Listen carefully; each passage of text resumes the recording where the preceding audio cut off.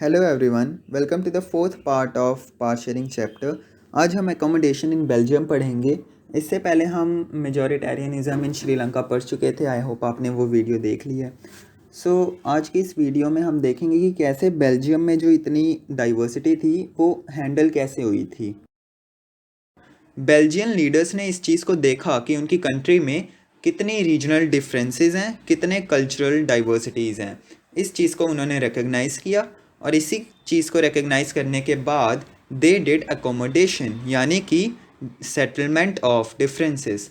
मतलब कि कंट्री में जितने भी डिफरेंट टाइप्स के लोग रहते थे सबको सेटल कर देना, that is accommodation. Belgian leaders ने अकोमोडेशन की पॉलिसी अडॉप्ट की थी। अकोमोडेट करने के लिए उन्होंने किया क्या? दे अमेंडेड देयर कॉन्स्टिट्यूशन 4 टाइम्स। उन्होंने अपने कॉन्स्टिट्यूशन में चेंजेस लाए 4 टाइम्स। और क्यों? To enable everyone to live together within the same country. Obvious सी बात है, कल्चरल डाइवर्सिटीज़ को वो एकोमोडेट करने के लिए कॉन्स्टिट्यूशन में चेंजेस कर रहे हैं। क्यों करेंगे? ताकि तरह तरह के जो लोग हैं उनकी कंट्री में वो इकट्ठे रह सकें एक ही कंट्री में।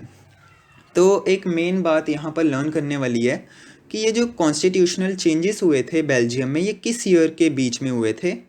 दे were made in the year 1970 to 1993, यानी 23 ईयर्स के बीच में 4 बार उनका कॉन्स्टिट्यूशन अमेंड हुआ। Okay, next.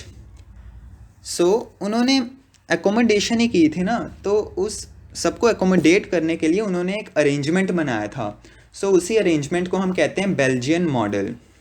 तो अब उन्होंने कैसे कैसे अरेंजमेंट किए कि सभी इक्वल तरीके से रह सकें।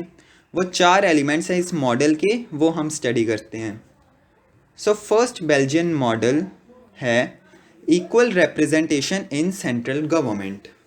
इसका क्या मतलब है कि सेंट्रल गवर्नमेंट में जितने फ्रेंच स्पीकिंग मिनिस्टर्स होंगे उतने ही डच स्पीकिंग मिनिस्टर्स भी होंगे, क्योंकि फ्रेंच स्पीकर्स कितने थे 40% एंड डच स्पीकर्स 59%।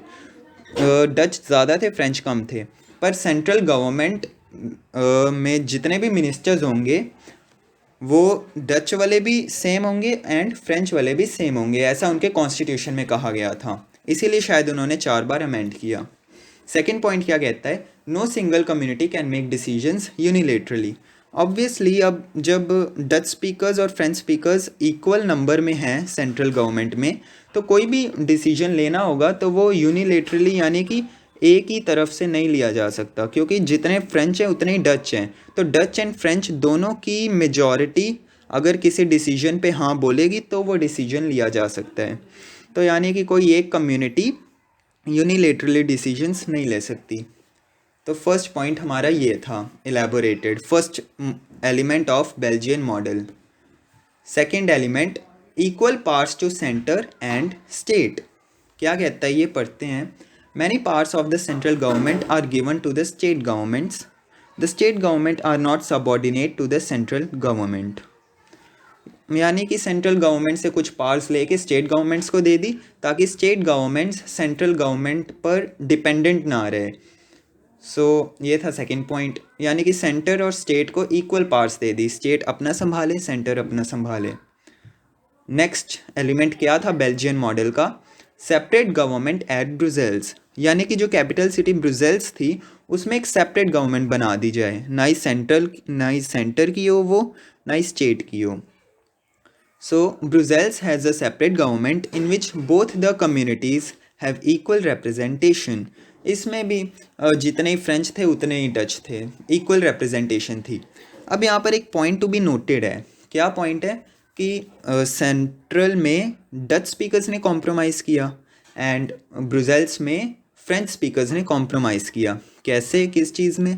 क्योंकि सेंटर में 50, पूरी कंट्री वाइज हम देखें तो 59% डच स्पीकर्स थे और सेंट्रल गवर्नमेंट में जितने डच हैं उतने ही फ्रेंच हैं, तो यानी डच स्पीकर्स ने कॉम्प्रोमाइज़ किया। एंड कैपिटल सिटी ब्रुसेल्स में इसकी एथनिक कॉम्पोजिशन क्या थी कि 80% फ्रेंच लोग थे, बट ब्रुसेल्स की गवर्नमेंट में जितने फ्रेंच हैं उतने ही डच हैं।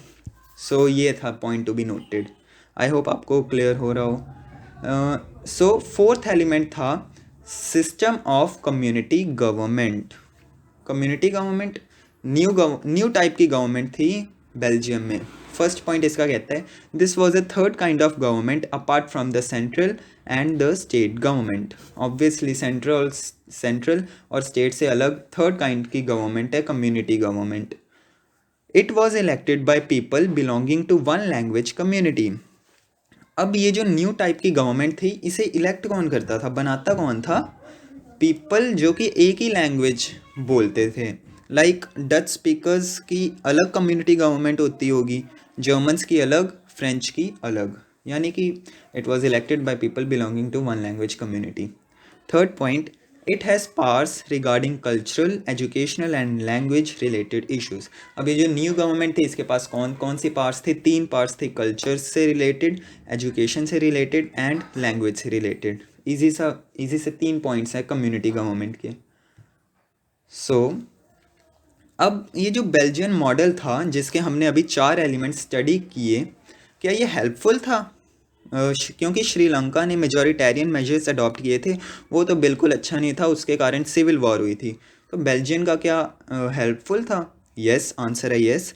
दो this model was very complicated but it was very helpful.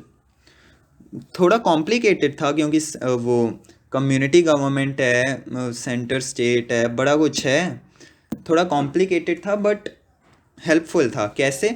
It helped to avoid civic strife.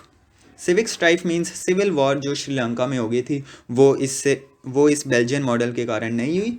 Also it prevented the division of country on linguistic lines, यानी कि language को लेकर कंट्री डिवाइड होने से बच गई।